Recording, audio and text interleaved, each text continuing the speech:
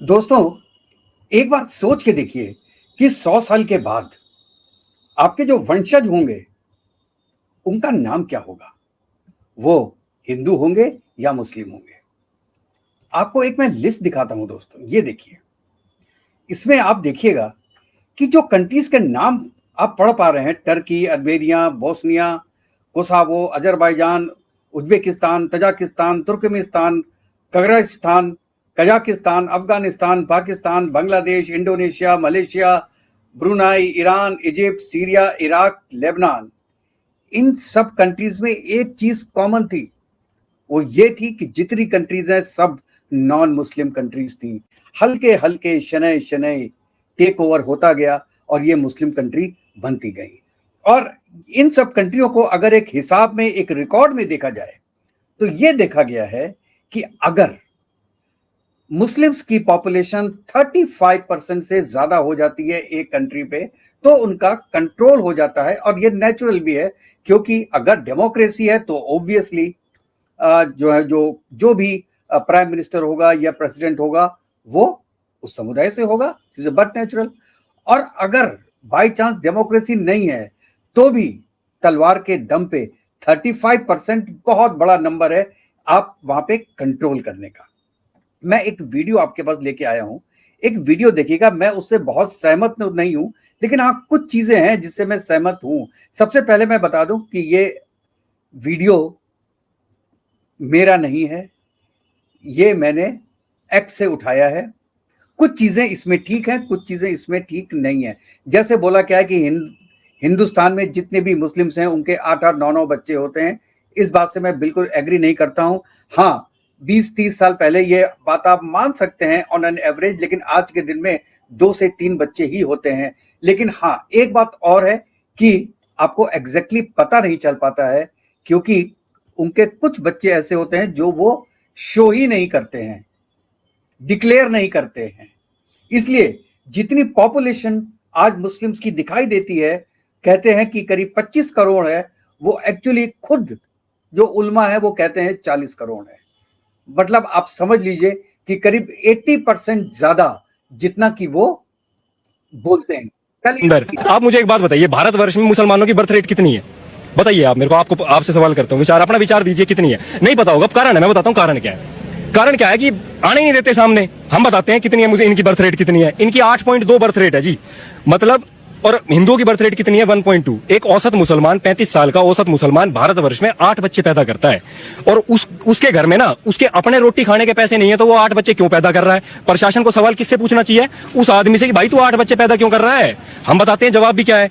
जवाब क्या है? जब आप 8 बच्चे पैदा करोगे ना, तो क्या करोगे आप? थोड़े दिन में ना, कुछ सालों के अंदर भारतवर्ष की डेमोग्राफी को चेंज कर दोगे। डेमोग्राफी क्या होती है?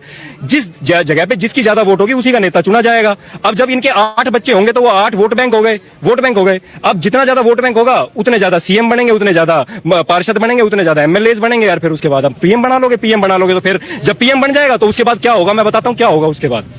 पाकिस्तान की तरह 25% 1947 में थे, 1% रह गए।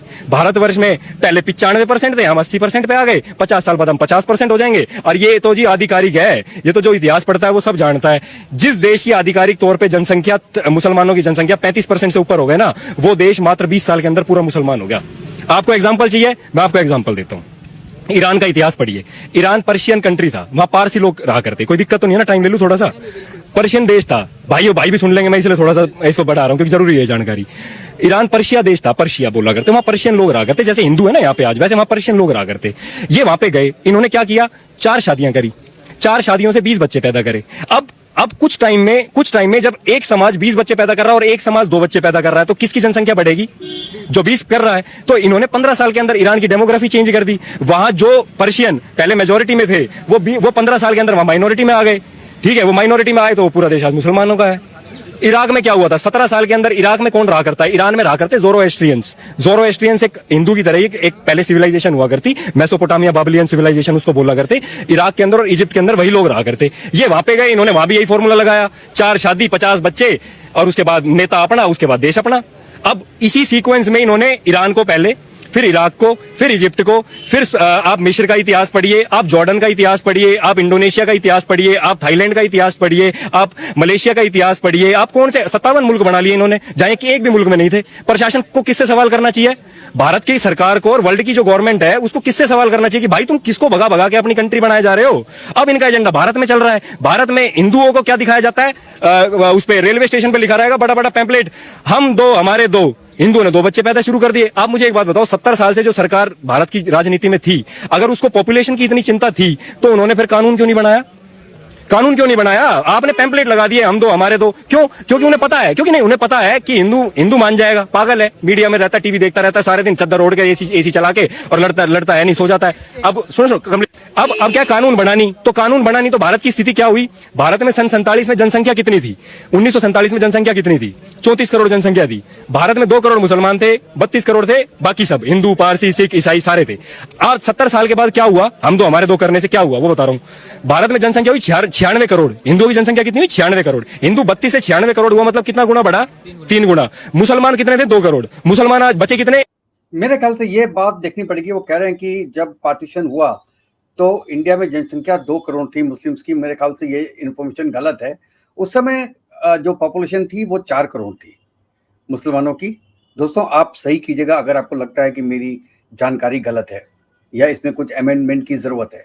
और लेकिन इसमें एक बात और बड़ी इंपॉर्टेंट है, 4 करोड़ की पॉपुलेशन थी, लेकिन जितने मुस्लिम्स इंडिया से पाकिस्तान गए वो केवल 96 लाख थे। मतलब करीब 25% से भी कम परसेंट मुस्लिम जो हैं वो इंडिया से पाकिस्तान गए थे, शिफ्ट होके मतलब। और इसी अनुपात में अगर आप देखें तो जो पाकिस्तान से जो इंडिया में हिंदू आए थे वो करीब 70% आ गए थे।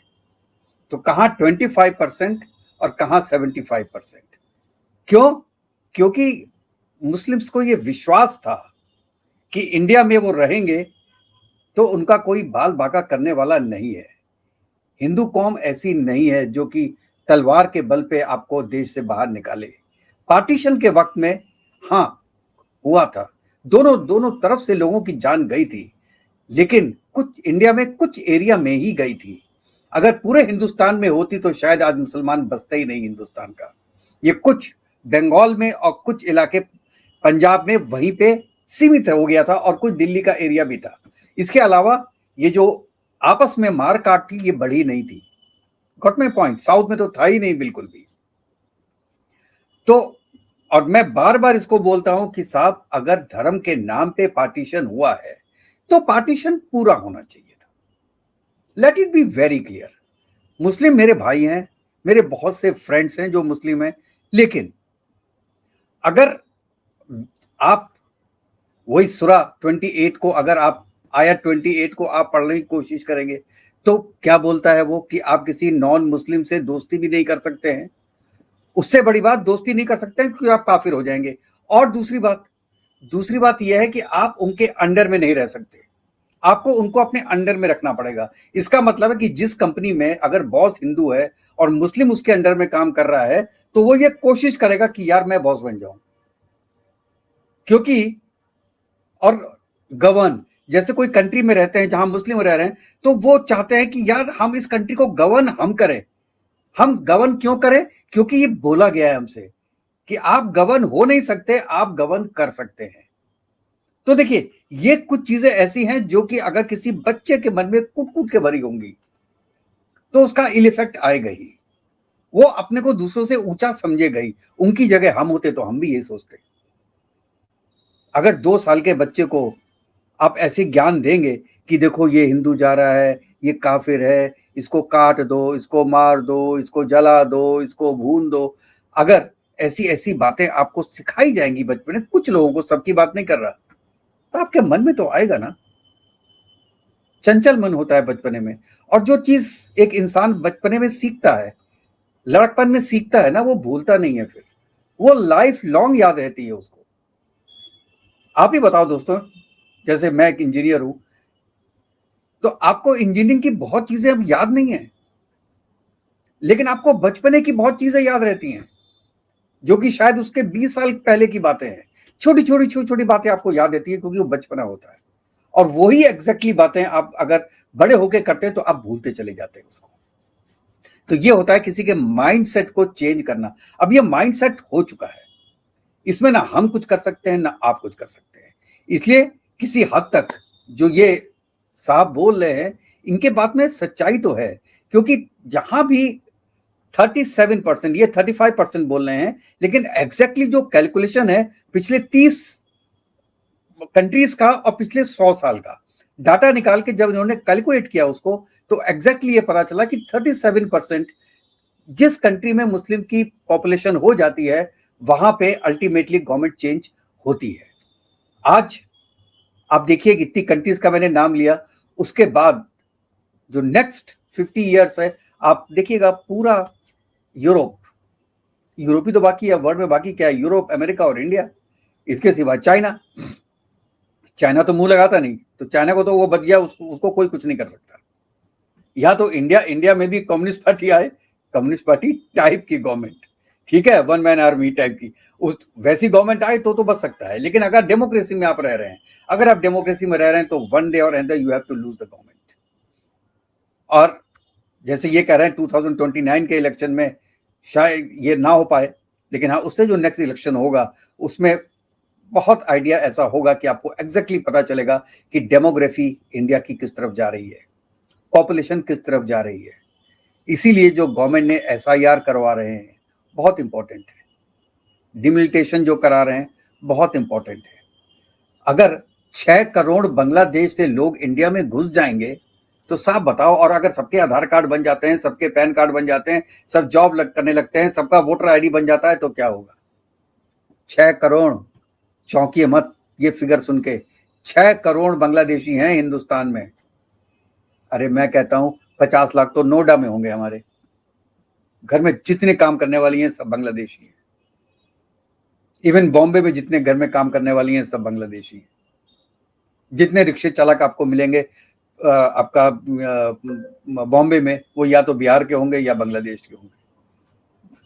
तो जो संख्या है, क्योंकि जब तक सेंसस नहीं होती यार आपको पता ही नहीं चलेगा, तो जो एक फिगर बोलते हैं वो 6 करोड़ बोलते हैं। और आप जानते हैं पाकिस्तान की जो पूरी पॉपुलेशन है, जो कहते हैं आज के दिन में 25 करोड़ है, ठीक है ना, पहले बांग्लादेश की ज्यादा थी पाकिस्तान से, मतलब ईस्ट पाकिस्तान की ज्यादा थी वेस्ट पाकिस्तान से। अब ईस्ट पाकिस्तान की कम हो गई, 16 करोड़ रह गई। अरे भाई, जब 6 करोड़ हिंदुस्तान में भेज दोगे तो कम तो होगी ना, समझ रहे हो मेरी बात? ऐसे ही कम बच्चे पैदा करके कम नहीं हुई है जनसंख्या बांग्लादेश की, हिंदुस्तान में भेज के कम हुई है। और ये अगर पॉलिटिक्स में ये बात रह गई, अपीजमेंट की पॉलिटिक्स में ये बात अगर रह गई और इसको इग्नोर कर दिया गया, तो जैसा मैंने शुरू में बोला, 3 पीढ़ियों बाद हम ऊपर से देख रहे होंगे और हमारे बच्चों का नाम कहीं असलम होगा, कहीं मुस्लिम होगा। और ये मैं बिल्कुल एक सत्यता के हिसाब से कह रहा हूं, और इसमें कोई खराब बात भी नहीं है। धर्म तो धर्म है। आज हम ये धर्म मान रहे हैं, हमारे बच्चों के बच्चे वो धर्म मानेंगे। सब अच्छे हैं, कोई धर्म खराब तो है नहीं, कोई गलत बात तो कोई धर्म सिखाता नहीं। अगर इस्लाम गलत सिखाता तो लोग इतने मुसलमान होते कैसे? 2 बिलियन से ज्यादा लोग छोड़ के भागते ना, क्यों नहीं भाग रहे? इवन सबसे ज्यादा जो फास्टेस्ट ग्रोइंग जो रिलीजन है वो इस्लाम है। क्यों है? लोगों को पसंद आता है ना, लोग उसको लाइक करते हैं ना, चाहे उसके अंदर कुछ ऐसी चीजें दी गई हो जो कि एक कहते हैं पब्लिक के पसंद से की गई है। भाई 4 शादी कर सकते हैं, आप पता नहीं क्या क्या उसके अंदर कर सकते हैं, तो ये तो आपको एडवांटेज दे दिया गया ना। 3 बार तलाक दो, दूसरी शादी कर लो, आपको तो इतना ओपन माइंडेड है, अरे सब कुछ आप कर सकते हो। इसीलिए ये भी एक रीजन है कि आपने उनको प्रलोभन दिया हुआ है कि भाई तुम ये भी कर सकते हो। आप मुस्लिम में कोई धर्म नहीं है, आप आ सकते हो, आ जाओ, मुस्लिम बन जाओ बस। हिंदुस्तान में अगर हिंदू में कोई हिंदू बनेगा भी तो क्या बनेगा?